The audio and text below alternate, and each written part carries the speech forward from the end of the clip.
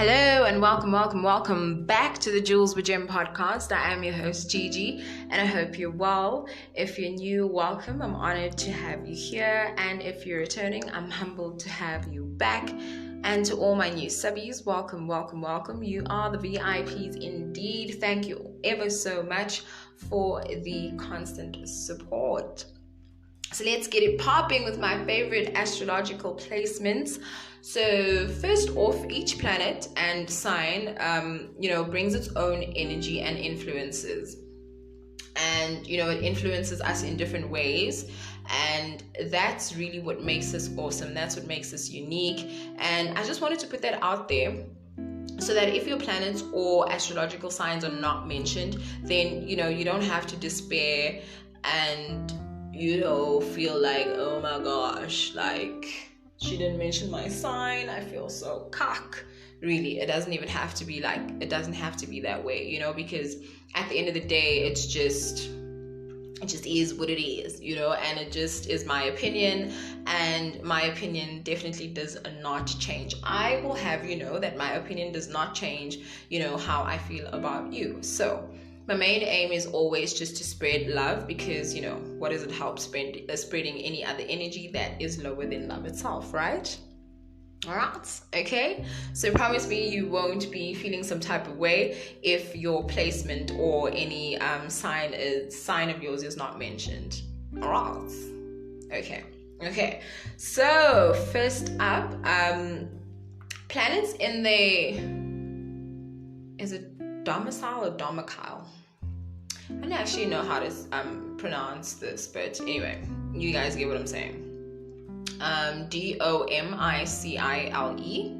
So any planets in these positions. So for example, Sun in Leo, really a fave, because the Sun is ruled by Leo. So basically, what domicile or domicile,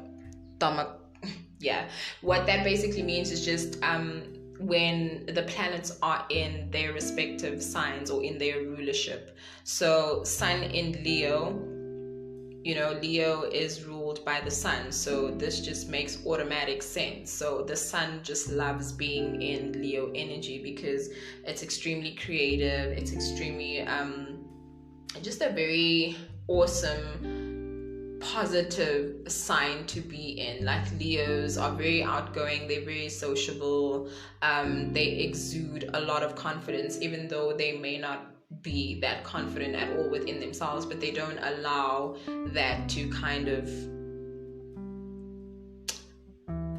dim things.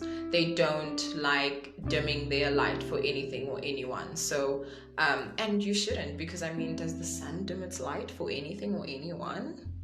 Hell no. So this energy really is just for everyone. I think Leos are just basically here. Leo Moon, Leo Venus, Leo anything Leo is just here to remind us that, what, we are awesome. We shine in whichever ways that we shine, and we will continue to do so. And I think a lack of Leo in your chart really can signify lack of, self-confidence. You may not be that outgoing, and all of the positivities of Leo may really be present within your personality. So it's really nice to have even fire energy. I think fire energy really is just that energy that everyone needs, because wowza, it is just an energy that we all shouldn't be able to live without, right? And then next up, I've got Venus in Pisces or Venus in Taurus. So Venus in Pisces is exalted in Venus. So Venus really likes being in the energy of Pisces, and it also likes being in the energy of Taurus, because these are sensual signs, these are feminine signs. So these signs, Taurus and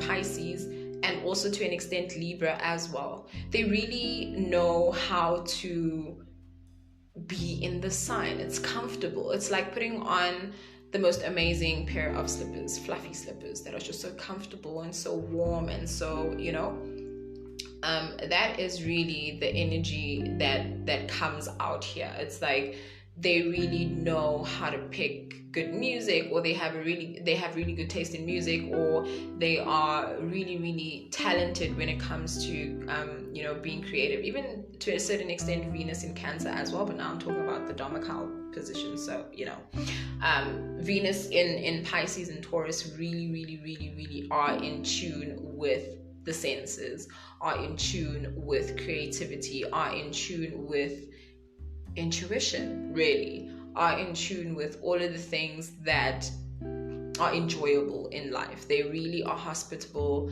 They know how to treat people. They know how to be well-mannered around others. They are very graceful. They are not the type to be acting irrational in public. Like, you will never see them breaking a sweat in public. In private, oh hell yes, they might be throwing shoes, they might be having a little tantrum, but in public they are just so poised. They just know how to be. And sometimes it's not even that they are pretending. Sometimes it's just like, I really don't need to be getting out of character for this, for anything for that matter. So that's really the energy that comes out with Pisces and Taurus being in Venus. And then you have Mercury in Virgo or Mercury in Gemini. So of course Mercury rules communication. It is literally the jack of all trades. So being able to have Mercury, which represents intelligence, which represents did I just say Mercury? Oh my gosh. Okay, let's start from over. Mercury in Virgo or Mercury in Gemini. So Mercury rules communication. So having logical, analytical, to the point signs like Virgo or Gemini in Mercury makes you a fantastic writer, a fantastic communicator. You know exactly how to relay a message very quickly, promptly and quickly, same thing, but you're able to relay a message in its depth. Okay, you're able to communicate in ways that are just astounding. You may be an amazing writer. You may be, very much into media, whether that be social media, even print media, broadcasting, podcasting. You just are amazing all around when it comes to communication. And also, you're just very quick. You're adaptable. In certain situations, whatever crisis you may be dealing with or that you may be handling, you intuitively, because I also believe that, Gemini and Virgo are very intuitive signs, you know exactly what you should be doing. Think of it as being on a game show and you're being questions on the spot, and the questions are being timed. You literally can think on your feet. That's the type of energy that is here. These people are extremely intelligent. Their intelligence is just, something to be envious of, so yeah. Then you have Mars in Aries or even Mars in Scorpio. So we all know that Mars, is a very dominant energy. It can be all sorts of aggressive, for lack of a better word. But I just think I don't like using the word aggressive, because then it just makes them sound like they're violent, But I don't think they're trying to be violent. I just think a lot of the times there's a lot of passion involved. So if you have Mars in Scorpio or if you have Mars in Aries, you are just passionate about everything that you literally care about. There's like nothing you wouldn't do for whatever it is that you are passionate about. So I think that's pretty awesome. You will always be in the mood to do what you're passionate about. There is never a moment you're going to be lazy or be complacent about the things or the people that you care about, which is pretty awesome, because a lot of us need that consistency when it comes to we need that loyalty, that consistency when it comes to things that we are passionate about. Some of us sometimes, we're just like, I guess this is just part of it. I really love to podcast, but writing a script can just be so time consuming. You know what I mean? So even through those days where you just don't feel like doing what you should be doing, like studying or cooking or doing laundry, all of the nitty-gritty activities of life, sometimes you will always be spurred up to do them. Especially for things that you're mostly passionate about. Aries and Scorpios are just one of those signs that are just incredibly passionate, and I really love that about this sign, because they just remind the rest of us to just be. Like if something is really that important to you, if you really, really love something, you will get up and do it, no excuses. And you'll even feel great afterwards, because it's like once you get it out of the way, or once you're done with it, now you're more inclined to do something else. It's like achieving your goals. It's like having goals written down and you're just kind of ticking everything off the list. It's an amazing feeling. It could even be as simple as having a daily task that you, like a daily planner, and you're like, okay, I'm gonna get up in the morning, I'm gonna clean up my room, I'm gonna fold my clothes, I'm gonna, do a hair care routine, and then after that I'm going to take an amazing lovely hot bath, and then after that I'm going to write a script for my podcast, and then after that I'm going to make myself an amazing dinner, and that will be a successful day. And literally ticking all of those things off of your list. That is an amazing feeling, to get things done, and this is what this energy is all about. Then we have Jupiter in Sagittarius and Jupiter in Pisces.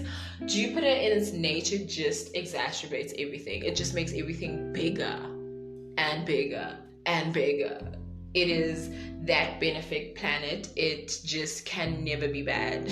Like, in my opinion anyway. It just can never ever be bad. So Sagittarius is an energy that is just positive vibes. So if you have Jupiter in Sagittarius, oh my gosh.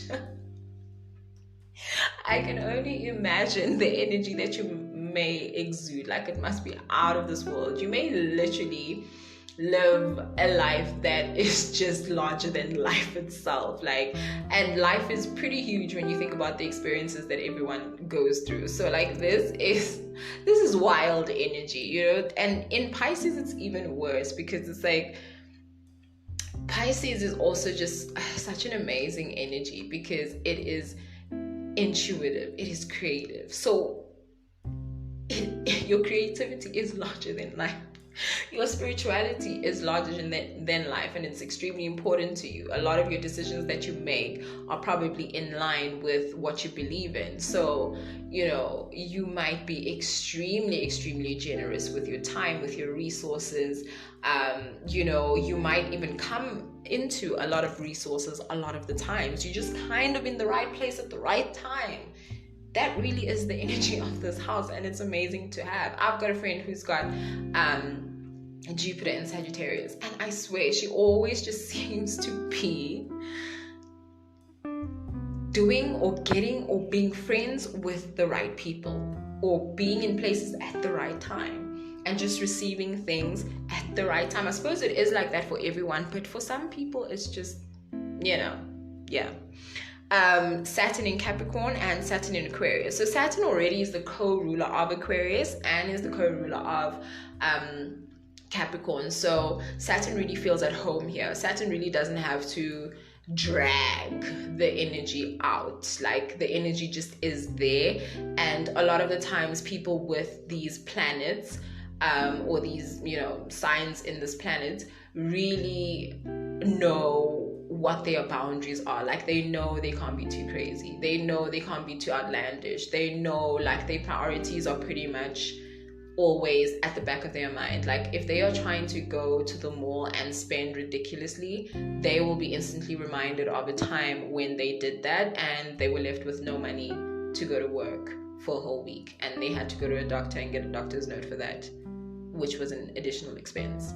So this is what is really prevalent here. But with Aquarius, it's a bit more quirkier. There's more leeway here, because Uranus in itself, which is the ruler of Aquarius, also allows a bit of leeway for that quirkiness to come out, that indifference to come out, that ability to just kind of like be themselves no matter what, and they really don't care what you think about it. So that's pretty awesome. And then the other favorite placements as well is placements in their exaltation. So Sun in Aries, like I did say, Sun is that part of us that shines. And then we've got Aries, which is a very passionate, go-getting energy. So this is a really nice energy to have. People with Sun in Aries are just constantly motivated to get things done. They're constantly motivated to push and push and push and go after their dreams, and also remind people around them that whatever you want, it's possible. You just need to get off your behind and get it popping. Just get to doing. There's no excuses, right?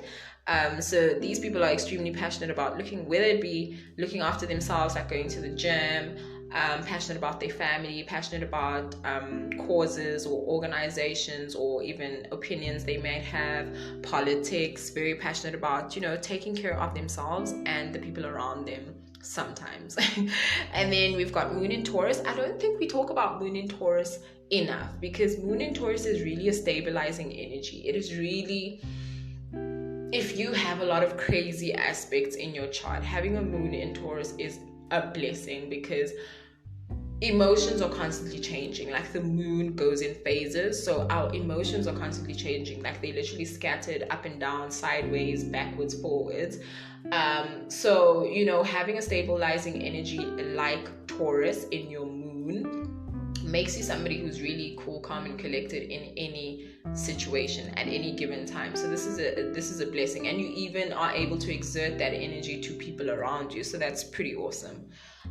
Mercury in Virgo, I already mentioned that and why it's in its exaltation. Venus in Pisces, I also mentioned that. Mars in Capricorn. So Capricorn is a very get it done type of energy. Like, just do it. Even though you don't like it, just do it. Most of us don't like studying, but we do it anyway. Most of us don't like cooking, but we get it done anyway. Most of us don't like chores, but we need to live in a clean house, right?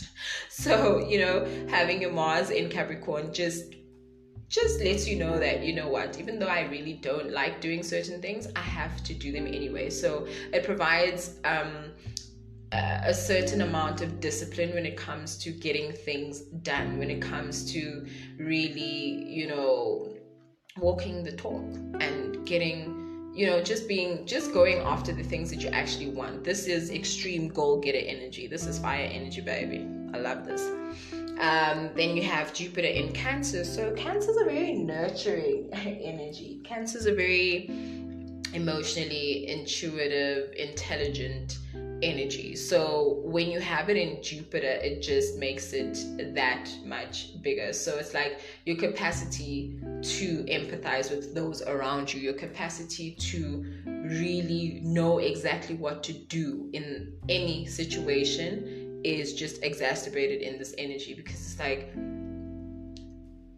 if somebody is asking for money and they're asking you for 400 rand, you're probably going to give them 1,400 rand, because you automatically go into a frame of, this person probably might need transport money after they've spent this 400 rand. They might need money for toiletries. They might need a bit of money for food. They might need money for, the odds and ends that, they may not have mentioned. So this makes you very generous, but in a way that is forward thinking, in a way that is much more nurturing, because you're able to cater to the problem, you're able to solve the problem, but also think beyond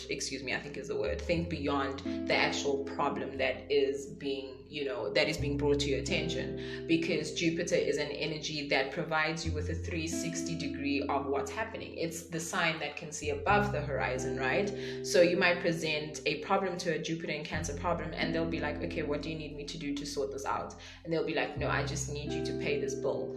And they will literally pay that bill, and they'll send you extra for whatever else you may need. Incredible energy to have. Saturn in Libra. Libra is a very stabilizing energy as well, even though it is in air, kind of scattered and sort of everywhere.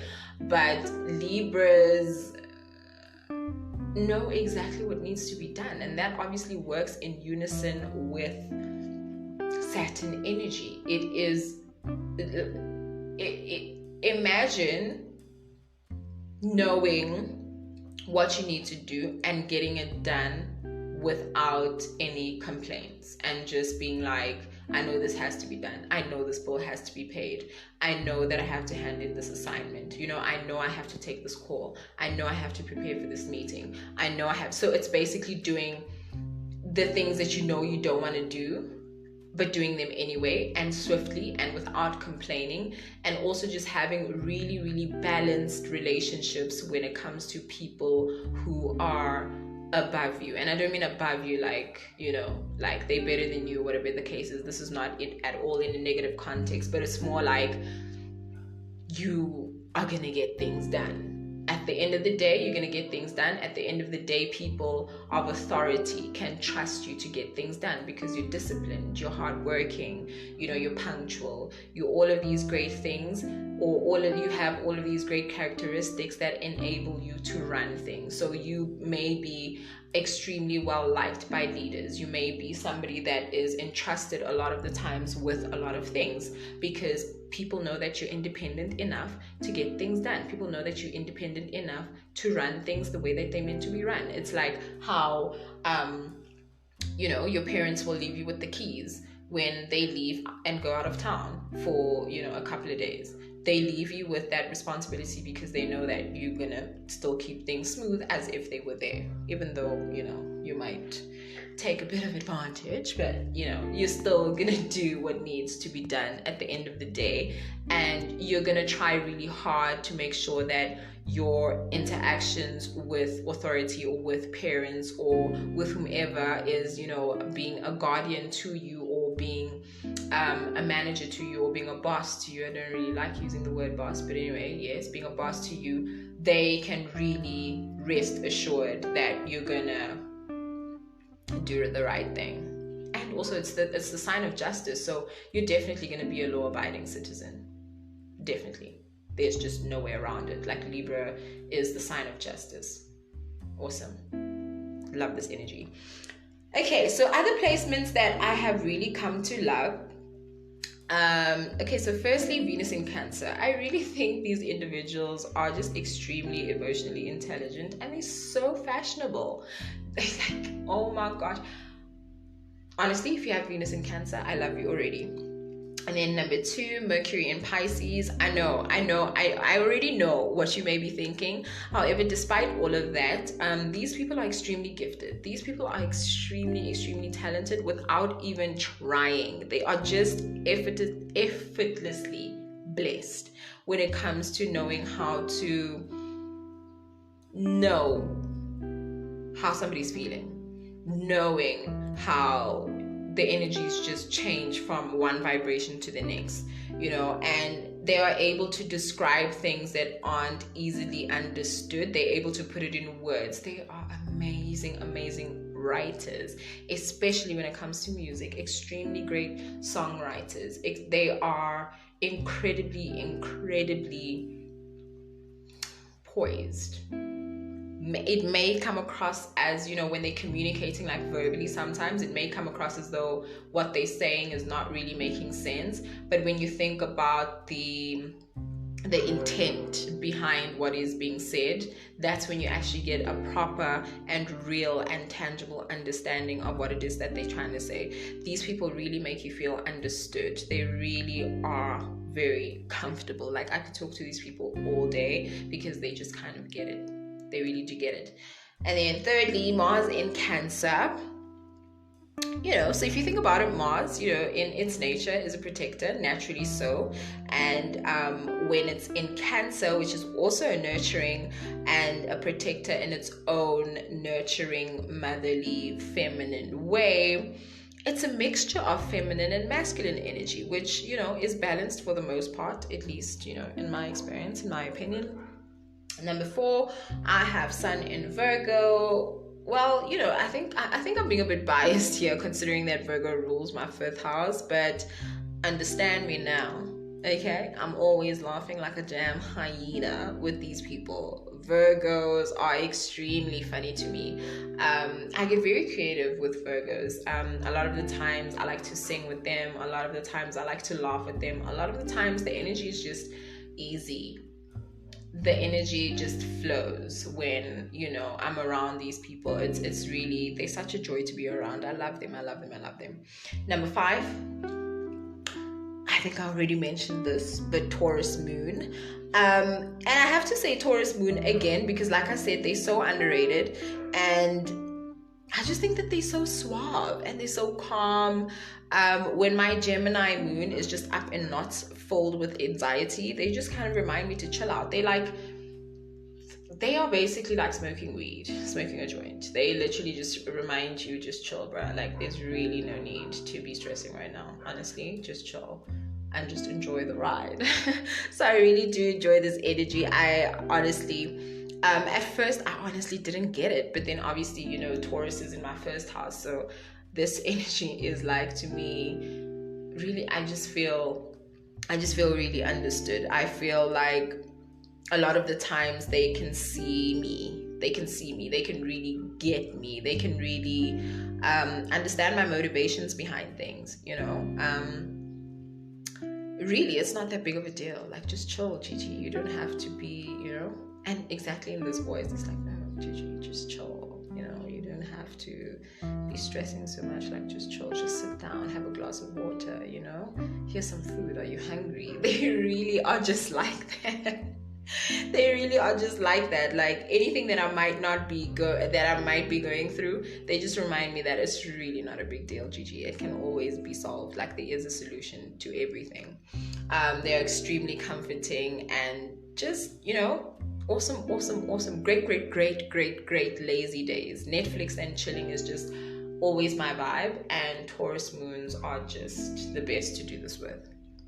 I wonder if there's anyone who actually has more than 3 of these placements in their individual chart, because that would be hella interesting. Do you know anybody that does? And if you do, please let me know, because that would be amazing. And please let me know your experience with them, because if it's negative, that would just be crazy to me. And that's all I've got for you, my tubers. A reminder, take what resonates and leave the rest. I always hope to bring clarity in the understanding or study of astrology, and I hope you have understood a little bit more about astrology or the subject at hand. In my next video, I will be discussing, actually, how about I keep that a surprise, because I might just change my mind. On that note, thank you so much for tuning in. Let me know your thoughts in the comments down below. Which placements are a babe and your absolute fave? Show me some love and subscribe to my channel if you'd like and feel I have brought value to your understanding of astrology. As always, your time spent is much appreciated. Till next time, you know what you do, so keep doing what you do. Peace, love, and most of all, light. I'm out.